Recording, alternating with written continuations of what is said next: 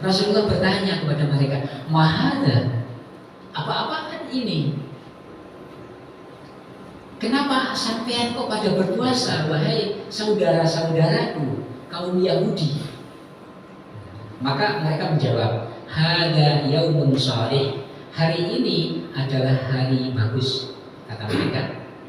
"Hada yaumun najallahu bani Israel." Yaitu sebuah hari di mana Bani Israel diselamatkan oleh Allah Subhanahu wa taala min aduwihim, dari musuh-musuh mereka. Fasomahu Musa, maka Nabi Musa pun sebagai rasa syukur pada tanggal 10 Asyura tersebut, tanggal 10 Muharram tersebut, maka Nabi Musa pun juga berpuasa.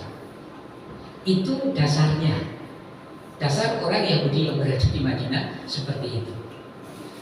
Maka Rasulullah langsung merespon, "Fa ana ahaqqu bi Musa." Saya lebih berhak daripada Nabi Musa. "Minkum," daripada kalian semua.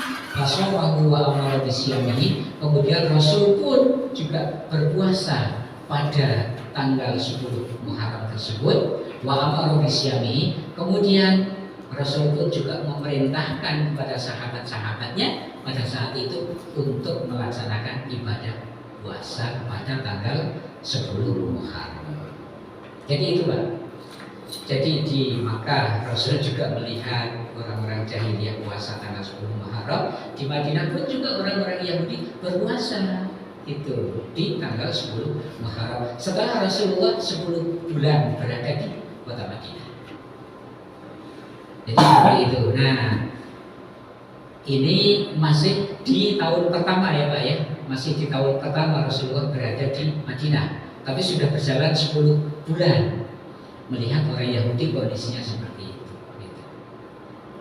Baik. Sampai di sini bisa dipahami ya Pak ya?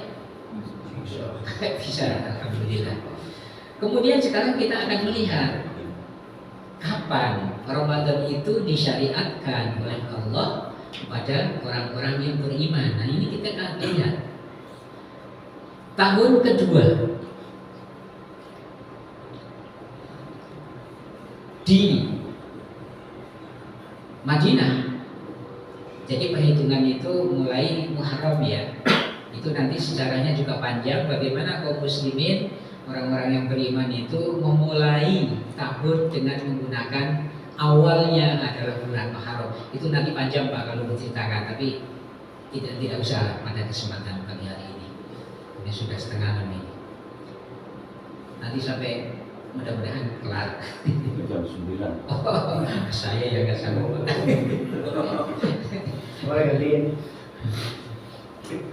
Ya, bulan Sya'ban tahun kedua Hijriah.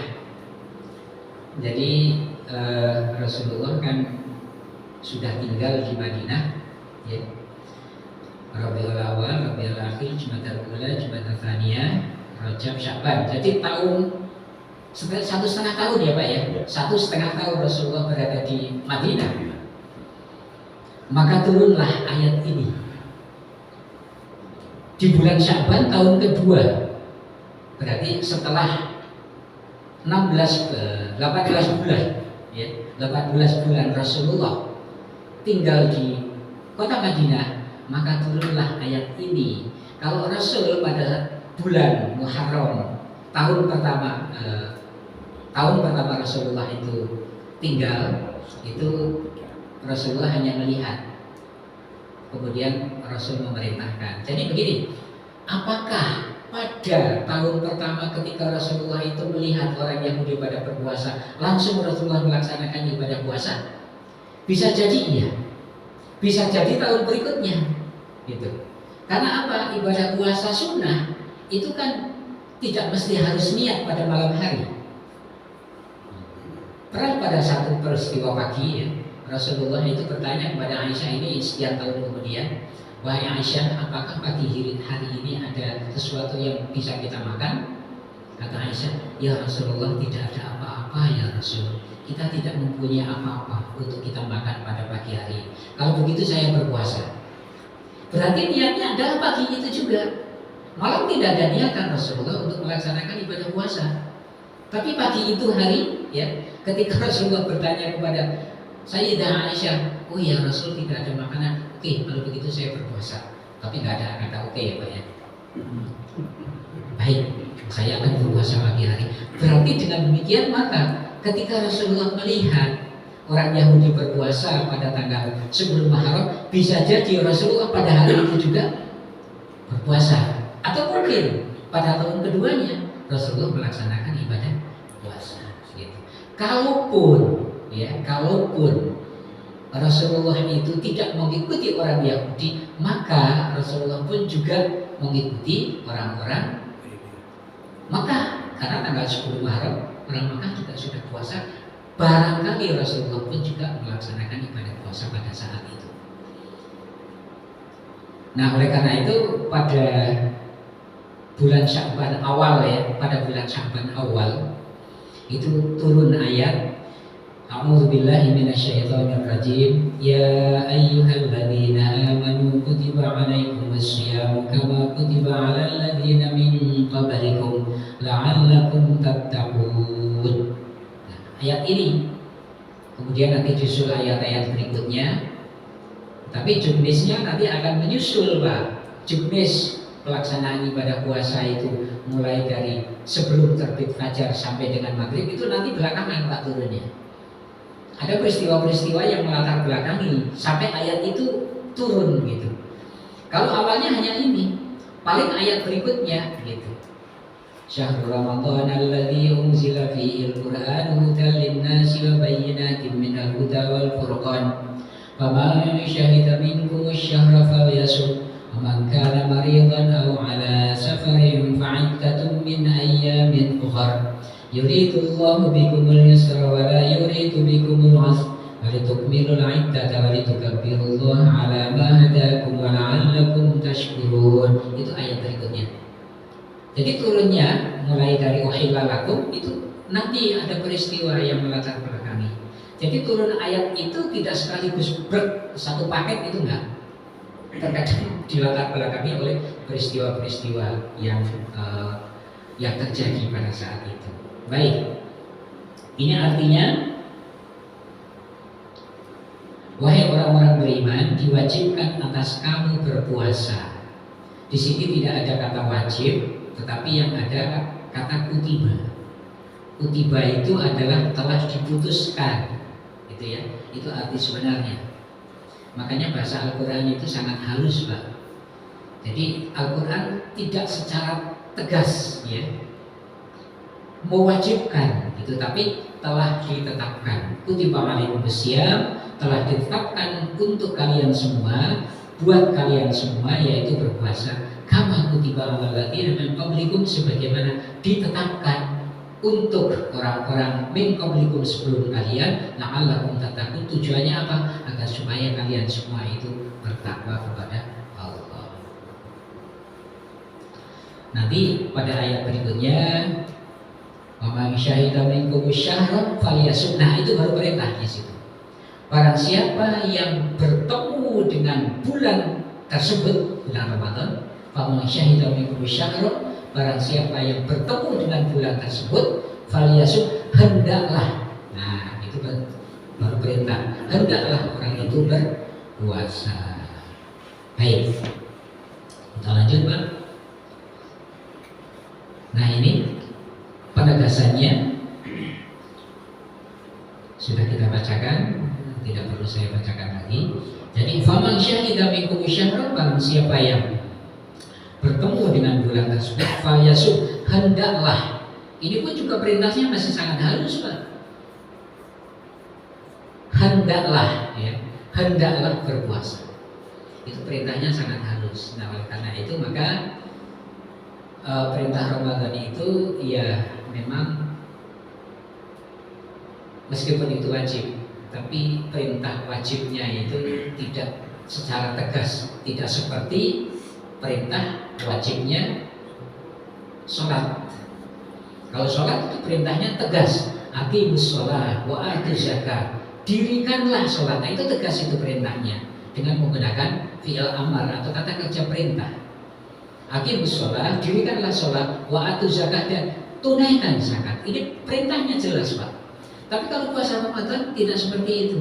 Dia menggunakan kata-kata yang halus. Allah memilih kalimat-kalimat yang halus. Faman syahida minkum syahra falyasum. Barang siapa yang bertemu dengan bulan Ramadan itu hendaklah berpuasa.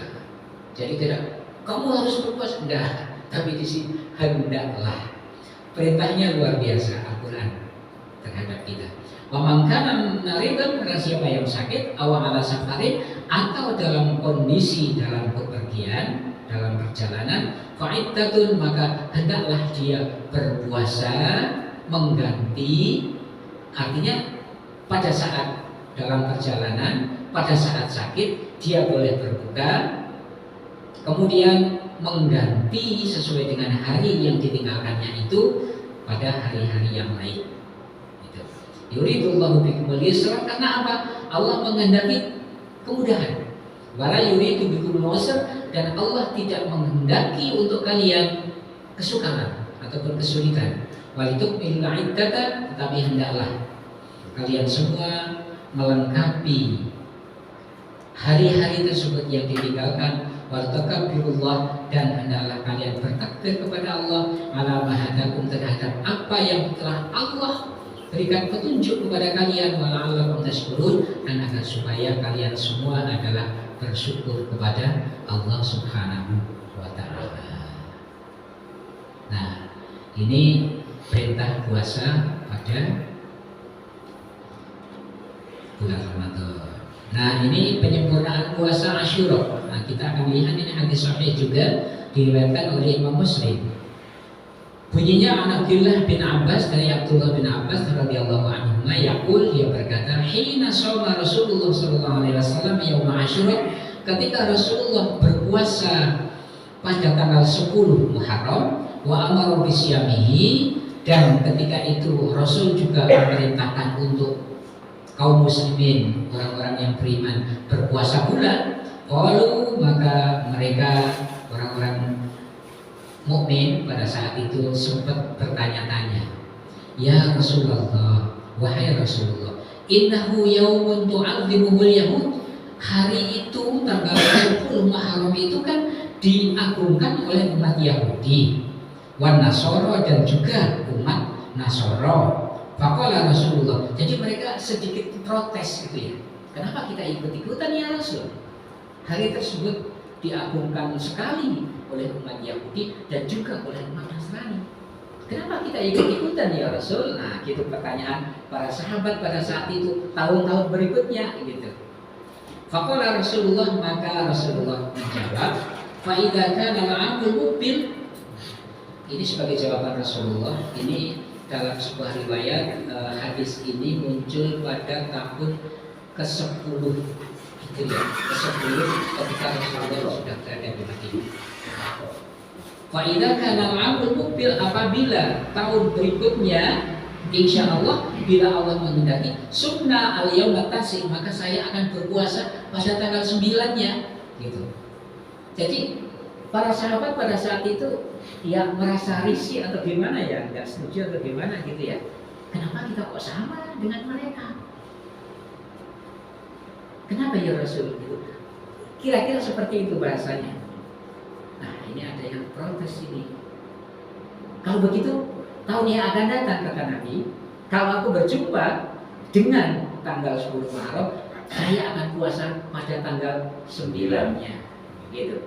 Sehingga disunahkan oleh ulama fikih puasa di tanggal 9 dan puasa di tanggal 10. Kalau tanggal 10-nya adalah memang sunnah yang memang sudah biasa dilakukan oleh Rasulullah, tanggal 9-nya Rasul belum sempat melakukan, tapi sudah mempunyai cita-cita, sudah mempunyai niatan. Tahun depan kalau saya masih ada umur, saya akan puasa tanggal 9-nya.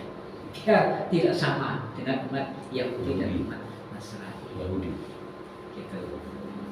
Ya, ini seperti itu Bapak sekalian. Ini hadis sahih diriwayatkan oleh Imam Muslim. Jadi itu tahun ke-10 Rasulullah berada di Madinah. Para sahabat sempat bertanya seperti itu. Dalam riwayat dinyatakan Rasul belum sempat melaksanakan karena keburu dipanggil oleh Allah Subhanahu wa Ta'ala. Nah, selanjutnya tata cara berpuasa ini ya. Nah ini ada satu riwayat nanti yang cukup menarik. Ya, sedikit lagi Pak. Batas puasa pada permulaan diwajibkannya ibadah ini belum ditegaskan secara detail oleh Allah, sehingga kaum muslimin masih berpuasa dengan cara yang lama. Jadi puasa sebelum turunnya ayat yang menjelaskan tentang waktu, tenggang waktunya, durasi waktunya oleh Al-Quran, maka kaum muslimin pada saat itu puasanya adalah masih menggunakan durasi yang lama. Apa durasi yang lama? Mereka berpuasa dari setelah berbuka, ya maghrib, terus sampai ketemu lagi berbuka lagi. Itu awalnya seperti itu Pak, puasa mereka. Kaum muslimin pada saat itu. Berat ya Pak ya? Berat. Satu hari satu malam ya Pak. Manu kopi aja. Itu yang dilaksanakan oleh kaum muslimin di Madinah pada saat itu pada tahun kedua Hijriah setelah bulan Sya'ban, setelah turunnya ayat yang pertama tadi dan yang kedua. Nah kemudian ada sebuah peristiwa yang terjadi.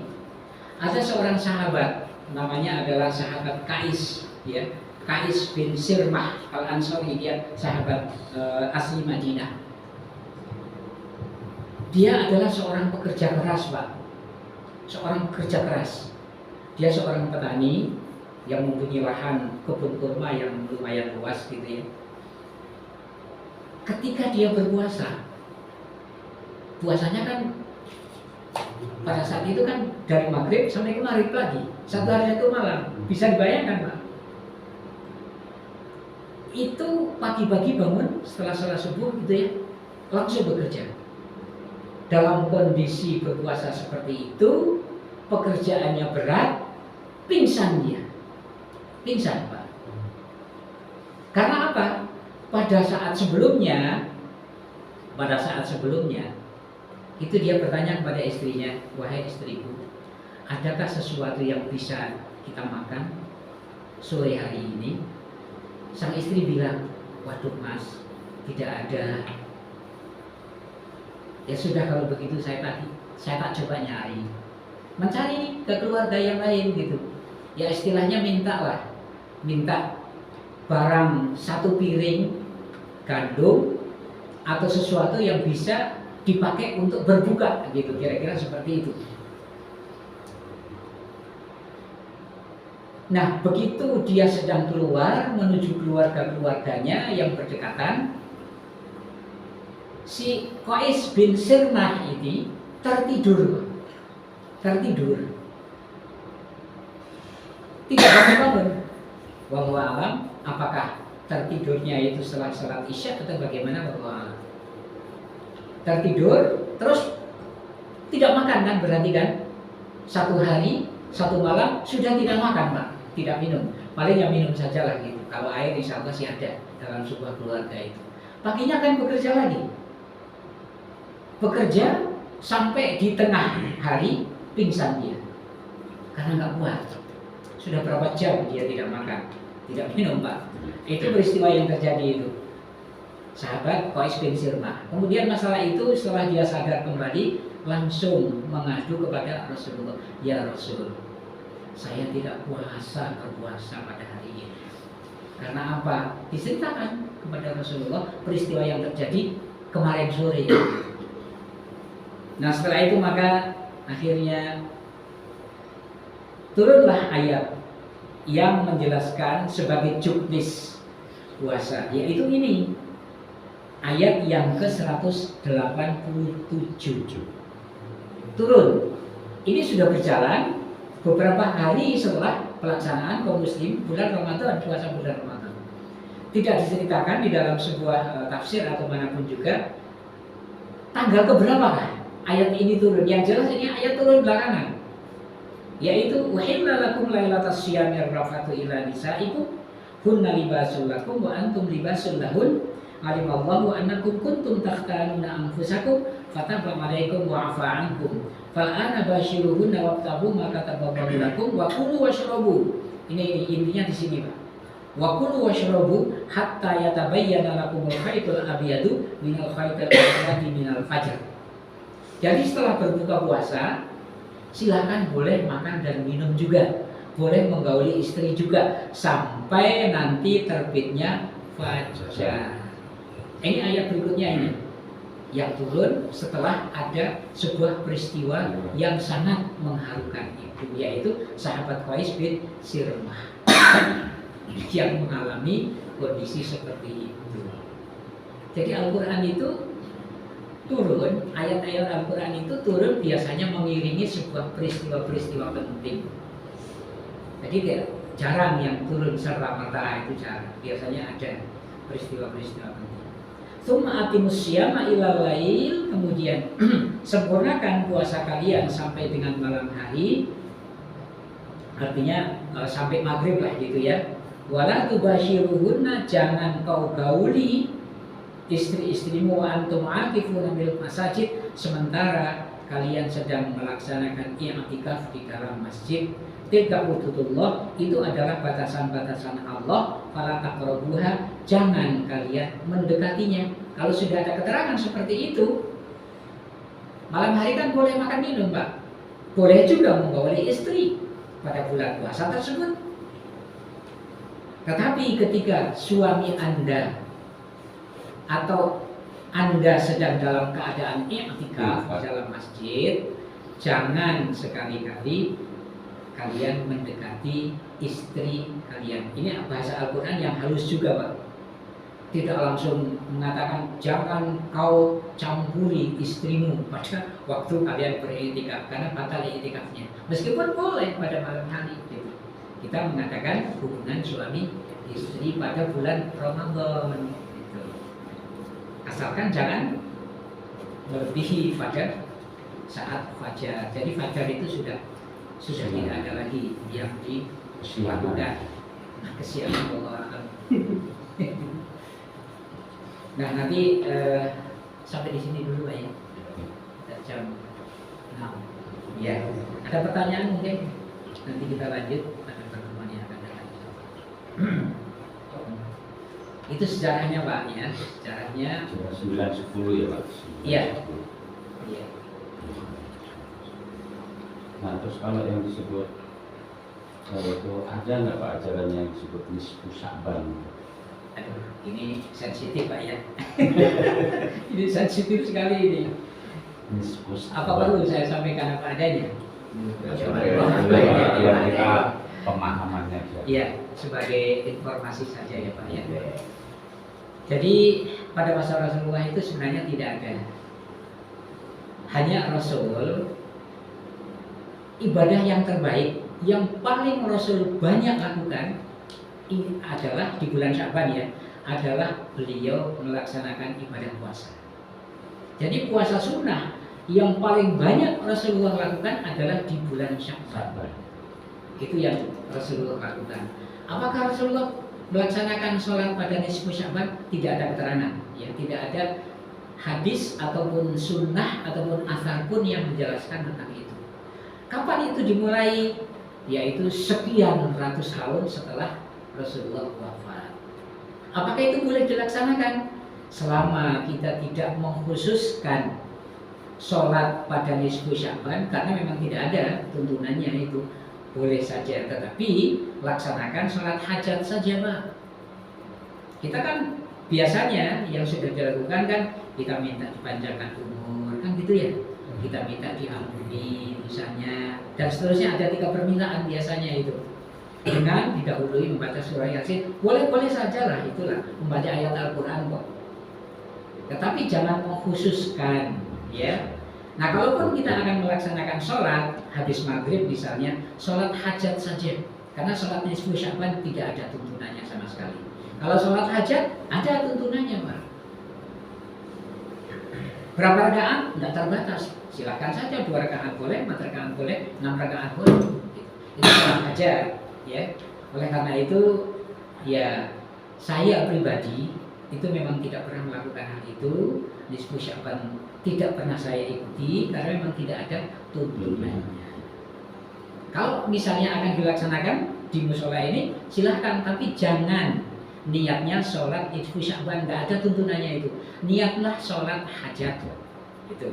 Sholat hajat dilaksanakan kapan saja boleh, malam hari boleh, siang hari juga boleh. Sholat hajat kapan saja boleh, itu saja. Kalau sholat malam ya sholat lail, qiyamul lail itu memang ada tuntunannya. Tuh. Tapi kalau malamnya maghribnya itu kita laksanakan saja sholat hajat 2 rakaat, 4 rakaat, silahkan monggo. Kemudian kita mohon kepada Allah agar supaya panjangan usianya. Kemudian puasa tanggal 15-nya khusus untuk nisfu Sya'ban tidak ada. Yang ada adalah yaumul bid, yaitu puasa 3 hari, 13, 14, 15 tiap bulan. Itu hadis sahih. Itu puasa yaumul bid. Kalau nggak bisa 3 hari, 1 hari saja boleh. 1 hari saja boleh. Tapi jangan mengkhususkan nisfu Sya'ban. Gitu ya. Puasa pertengahan bulan gitu aja niatnya. Kalau nanti itu ya ulama mengatakan yang lebih lebih keras lagi itu bid'ah, itu ulama yang mengatakan seperti itu ada gitu. Karena memang tidak ada, saya sendiri mencari di berbagai buku yang saya miliki tidak saya temukan hal ini. Jadi itu Pak ya. Jadi monggo silahkan kalau akan dilaksanakan, tapi jangan niatnya seperti khusus itu aja. Jadi khusus mengkhususkan pada nisfu Sya'ban jangan, karena memang tidak ada tuntunannya. Tapi kalau hal sholat hajat, kemudian paginya tanggal 15-nya puasa, niatnya adalah puasa pertengahan bulan, gitu, bulan apa saja, memang itu ada anjurannya. Siyamu yaumul bid namanya, puasa hari putih, ya, dalam istilah fikih berdasarkan kitab hadis sahih itu adalah puasa yaumul bid. Ini peristiwanya kenapa sampai ada Rasulullah menganjurkan puasa yaumul bid? Panjang juga ceritanya, nanti sampai bilang betul Pak. Nanti insya Allah suatu saat saya akan jelaskan puasa yaumul bid itu asal usulnya bagaimana. Saya kira yang lain kalau ada. Cukup ya? Cukup. Kalau sudah cukup, mari kita membaca bersama dengan apa yang kita kaji pada pagi hari ini. Ada manfaatnya, adalah minimal bisa kita jadikan sebagai sebuah referensi tambahan ilmu pengetahuan untuk kita semua. Ala hadirin yang wakulinya di sholihan Al-Fatihah.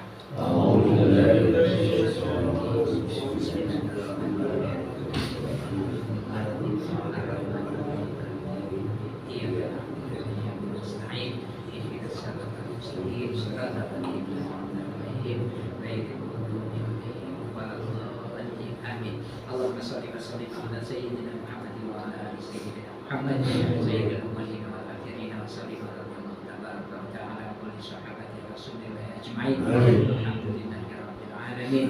Allahumma aslih lana dinana alladhi huwa ismatu amrina wa aslih lana dunyana alladhi fiha ma'ashuna wa aslih lana akhiratana allati ilayha ma'aduna waj'alil hayata ziyadatan lana fi kulli khair waj'alil mauta rahatan lana min kulli syarr. Allahumma a'inna ala dzikrika wa syukrika wa husni ibadatik. Allahumma taqabbal minna innaka antas samiul alim wa tub 'alaina innaka antat tawwabur rahim. Rabbana atina fid dunya hasanah wa fil akhirati hasanah wa qina adzabannar.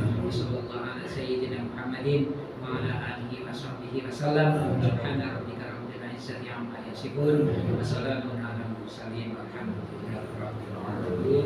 Sekian, kurang lebih mohon dimaafkan. Assalamualaikum warahmatullahi wabarakatuh. Waalaikumsalam warahmatullahi wabarakatuh.